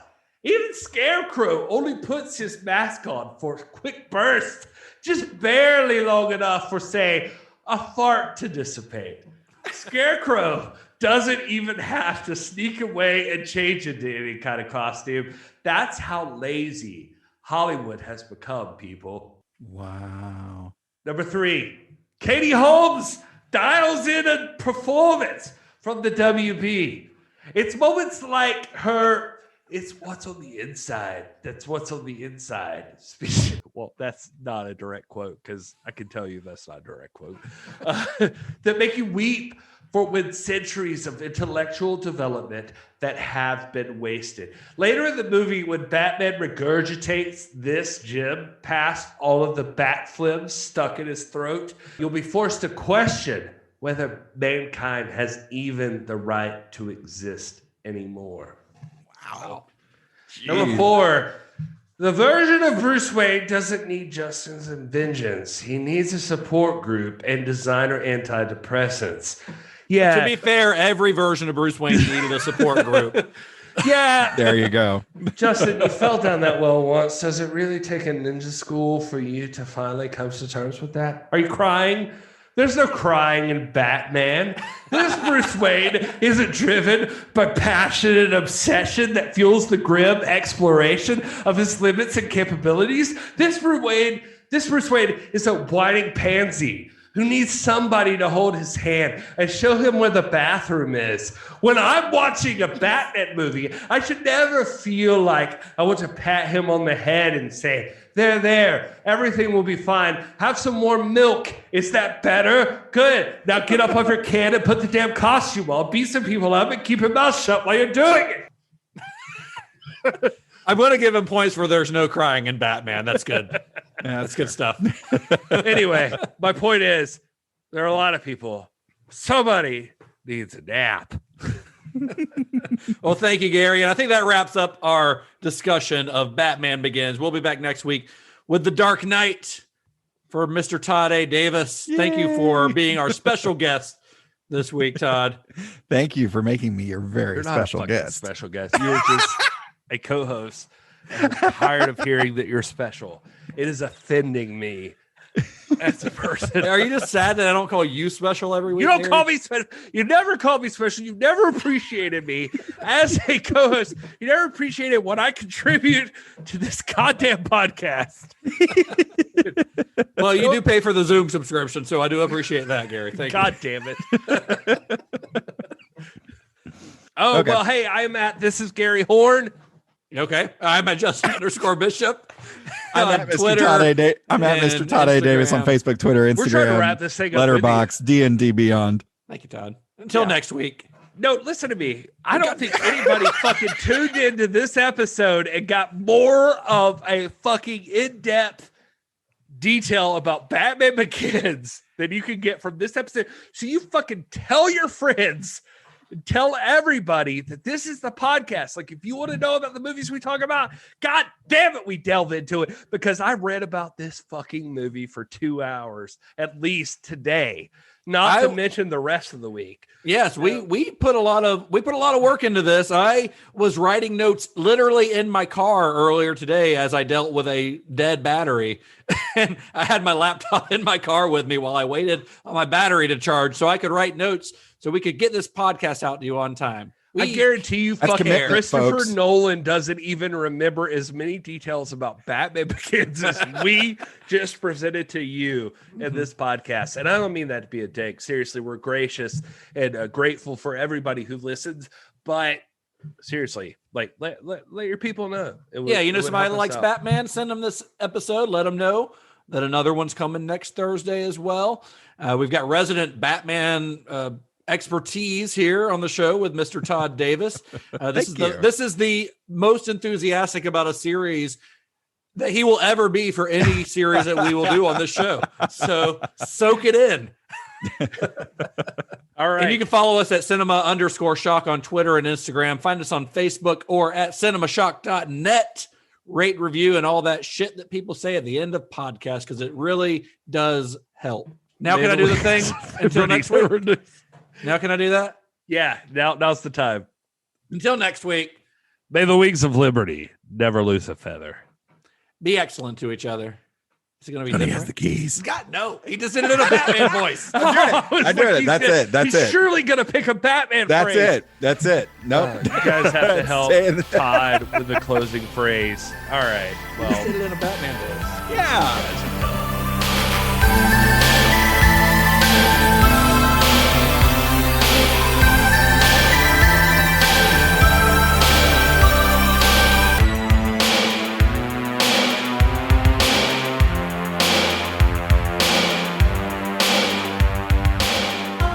This is why we don't, by the way, release the video of our episodes. Yes. So that we can do extra takes. Because we're all, at some point, each one of us has been caught masturbating on camera. This is I disturbing. refuse to comment. How does this relate to Batman, Justin? Well, Get back on track. I'm hoping most of this gets cut out.